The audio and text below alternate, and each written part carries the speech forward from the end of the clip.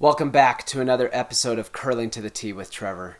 In today's episode, I'm going to be talking about a number of things, from a new broom that I recently purchased to a curling stats app that I created for the Apple Watch that is live on the App Store, and about a couple of other exciting things. So I hope you stick around.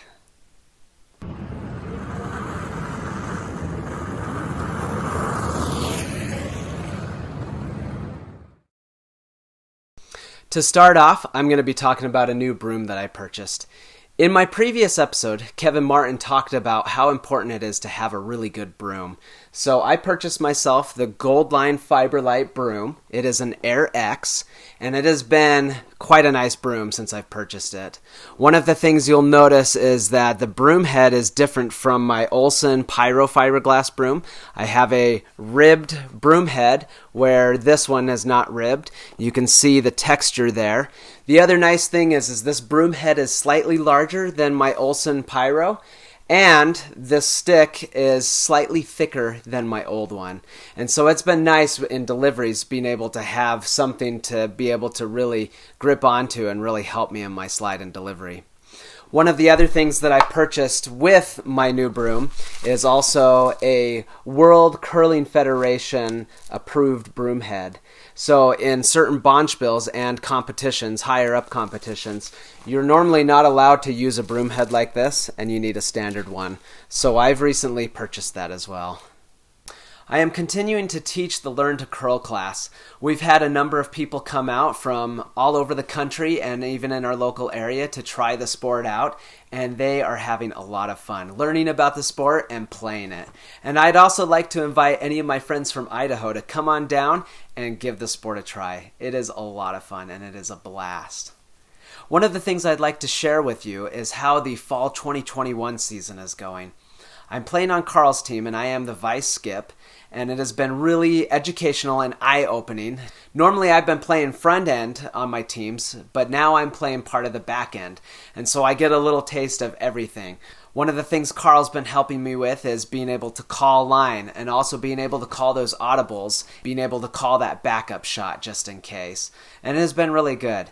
Here is one clip where we were able to come back from a game where we were down, and we were able to sink 2 stones, go to skip shots, and then we ended up winning the game.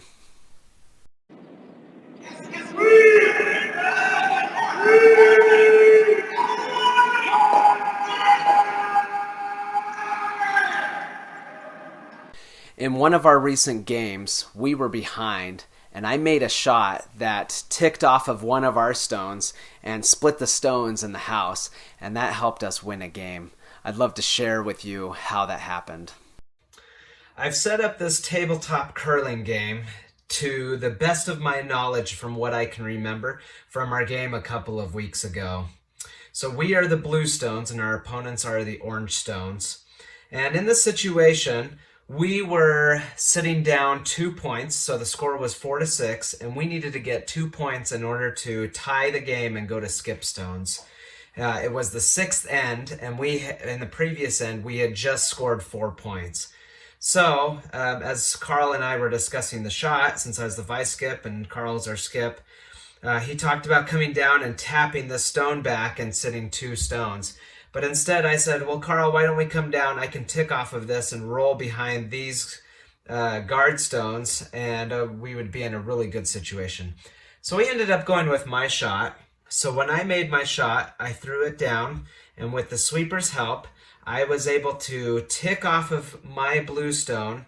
This one ended up rolling right in here, protected by these guards, because this shot, this ice was falling this way, and it was really hard to be able to come in and really get this. Any kind of shot would just kind of fall, and this shot was really protected, this stone was. And then this one ended up ticking in a way where it rolled, and we literally split the house, not making for an easy double for the other team. Carl was able to throw his last stone, and it ended up coming right about here. And so if they came down and nosed this, it'd go straight through and crash against their other orange, and we would still be sitting 2. And I know that there is a possible double as well. If they were to hit the angles just right, they could peel those off and they would be in a good situation and win the game. But it ended up clipping off of this. Their stone ended up flying off, and these stones got a little separated, but we ended up sitting 3, and then we ended up winning the game. This was the amazing shot that I was able to hit by ticking it and splitting the house, and it helped us secure those 2 points to help win the game. The next thing I'd like to share with you is a curling stats app that I developed for the Apple Watch.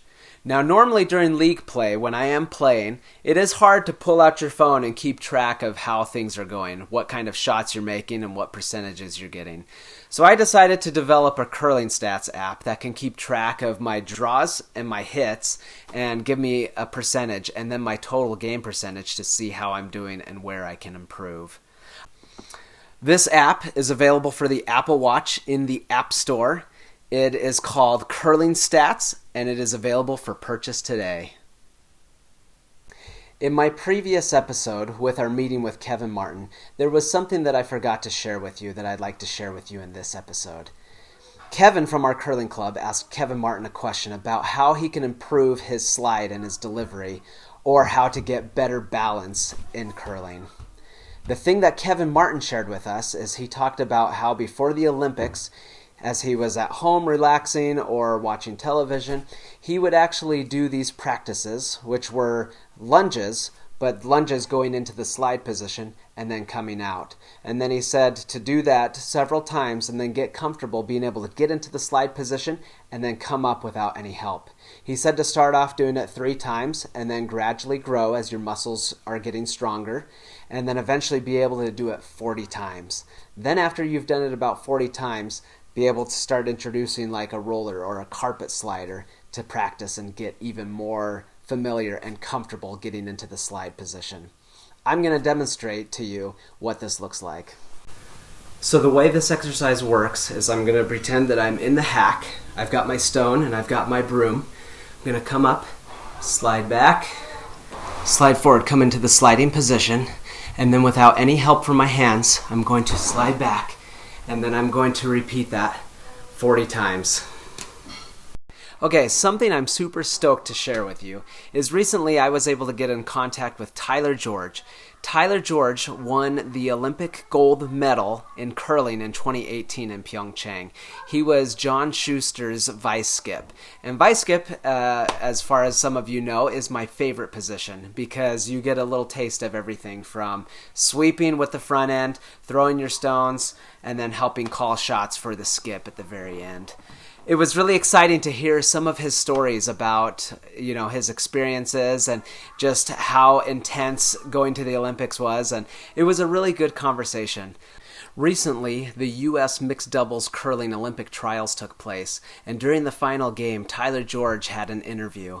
He talked about how he was an ambassador for the sport, traveling around the country to different curling clubs, and he talked about how he was trying to promote and grow the sport. One of the super excited things that I heard during his interview was how he has been seeing talent develop around the country. Feels like USA Curling has grown a ton too. Where have you seen the biggest changes in just this program and the depth of talent? I think we always felt like we were kind of a top-heavy country with regard to our talent. So now we're seeing our mid-level players putting in more time, more effort, getting better training, better coaching, and our talent pool is deeper than it's ever been. For those of you who know me, you know me to be a person full of energy, outgoing, and a happy person. I love to bring smiles to your faces and even laughter. One of the things that I'd like to share with you at the conclusion of this episode is a little video clip of me dancing on the ice. I noticed after one of the games during the summer that the cameras were still rolling, and I grabbed my broom and I was out there dancing. I even pulled the moonwalk.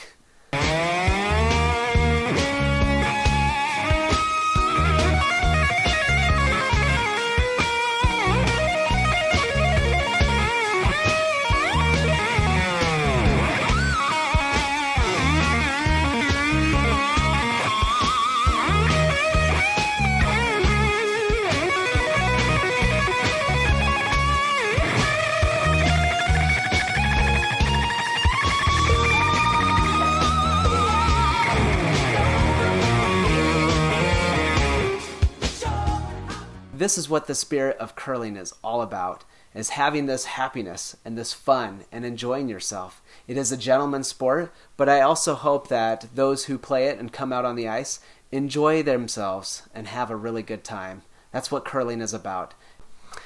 Thank you for tuning into this episode of Curling to the Tee with Trevor. I hope that you learned something new. I love sharing my experiences and the things that I've been learning with you. Also, for those of you who are curling, I hope that I'm giving you some information to help improve your techniques or your curling game as well. And for those of you who haven't tried it, I'd love to have you come out and try the sport. It is a lot of fun, and you burn a lot of calories. So, we'll see you next time.